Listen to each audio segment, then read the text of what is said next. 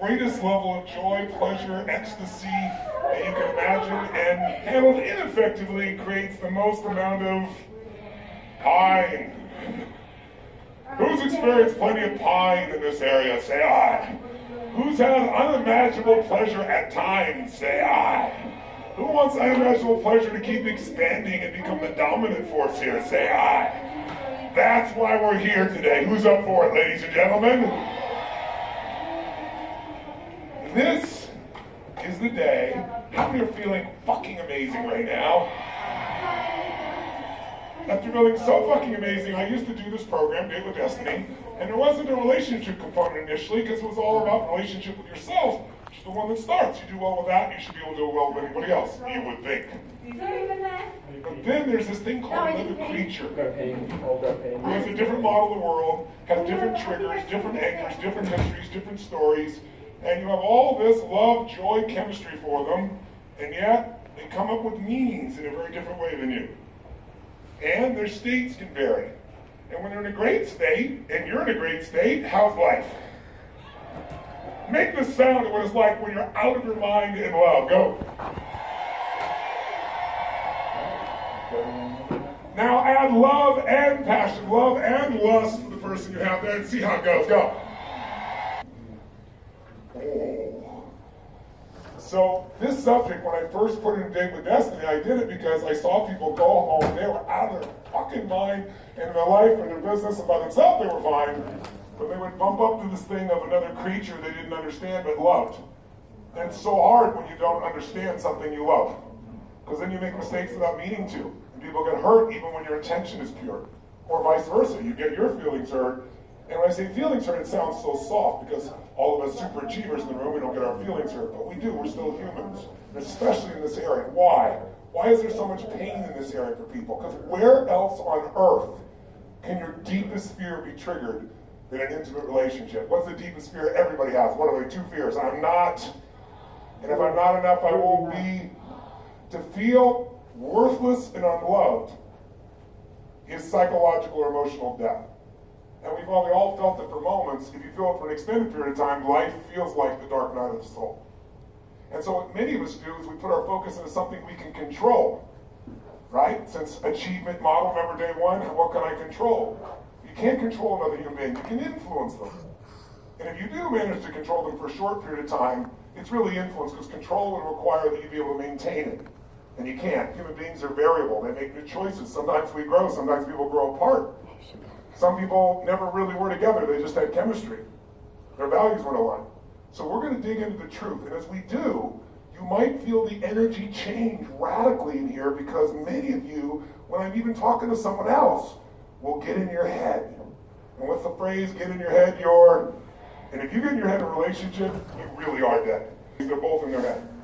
And two people going at it in their heads will never get through to each other. We got to get back in the heart. As simplistic as that sounds, and basic, doing it is different than knowing it. And we got to train ourselves to do it. And so we need to enter into this with courage today, because it's worth it. And we got to also understand that whatever's happened in the past doesn't matter. What I want you to become today is an anthropologist, or pretend you're an alien that's coming from another planet, and you're coming here to study this crazy species we are. And you begin to see that the species story is we're all the same, at least in public, and yet the reality is nothing can be further from the truth.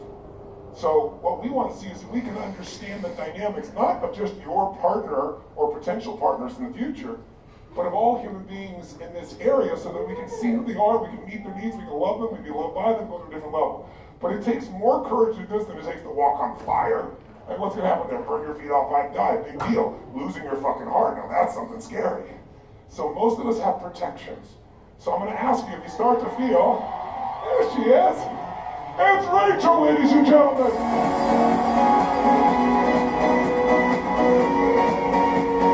She's so awesome. She's come such a long way. She's come such a long way in 24 hours. By the way, I hope you notice also the real challenge for Rachel had nothing to do with her. It was software, but it was the software keeping her friendship in an intimate relationship. The answer is only one thing: intimacy. And some of you in relationships where you're friends, and there's nothing wrong with that, There's going to be an emptiness, and you're going to try to fill it up with something else that never will. Your children, work, shopping, sports, an affair. Nothing will ever fill it up. The only thing to fill it up is getting to it with the person that you truly love. And so finding how to get to that and break through it requires immense courage. And it requires understanding. Make your move. Make your move. Make your move.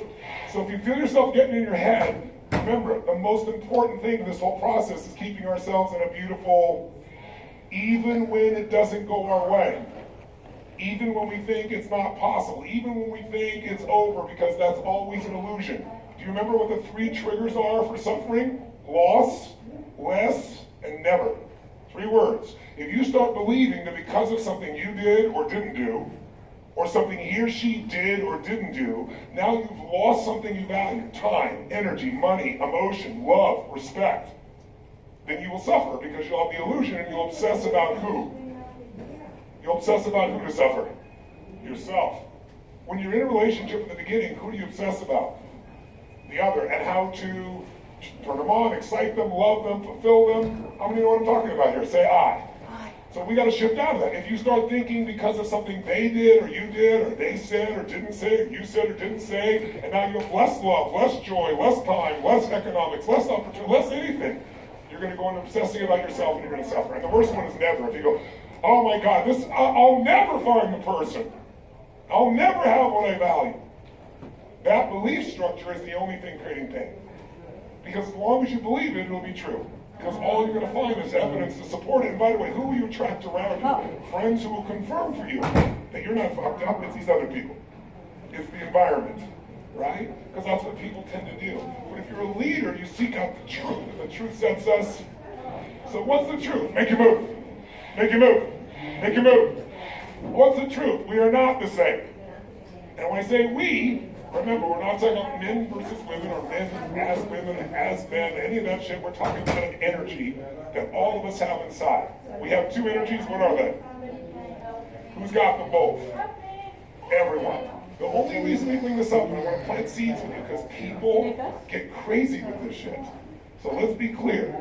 It's not about being one of these only. It's about seeing what's needed in your partner and delivering it at that time. Sometimes they need masculine energy, sometimes they need feminine. If you watch me up here and I'm doing an intervention, when I'm talking to Amy, I did some things very different than Rachel than I did with Tristan than I did with somebody else. I'm using masculine and feminine in the middle of the conversation. I'm shifting between them if you watch. And it isn't something you think masculine is like 100% masculine, motherfucker! Sometimes in a relationship, it's like, how many of you own a business with a partner? How many have a partner in business? You know, a lot of partnerships are like 51-49.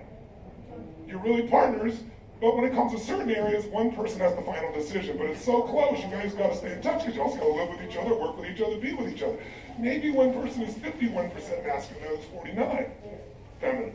It's not so extreme like some of you are starting to interpret it. And what that'll do is make you be something you're not. This is not about that. This is about being comfortable with your true core self. And some of you are constantly questioning it because in our society, the sexual side of relationship has been so bastardized over the years. It's been mixed in with religion and control and all kinds of other elements and conditioning. So it's pretty hard, but if we're going to be fulfilled, we've got to dig in, get out of our heads, stay in our heart, and find the truth. So here's the truth. The number one factor that's going to shape your relationship above anything on the face of the earth is what? Sex, thank you, sir. Should be enforced every woman's stereotype. Okay, perfect. Well, let me ask you this first. Who determines the quality of your relationship? I do. So the first thing we'll start with is, I am in charge of how this relationship is. If it's shit, it's me. If it's great, it's going to be me making sure it continues to be great. Who's with me on this? Say I. And the way you do that is by understanding there's only 2 factors that affect these relationships at their core. There's a million little details, obviously, and we want to learn to navigate some of those insights that can make things easier, better, faster, more beautiful, more fulfilling.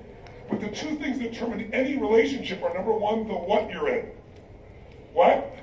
State. If you come to somebody and you're in a lousy state, it doesn't matter what's going on, you're not bringing anything to the relationship. And a relationship is not a place you go get something. That's the biggest mistake.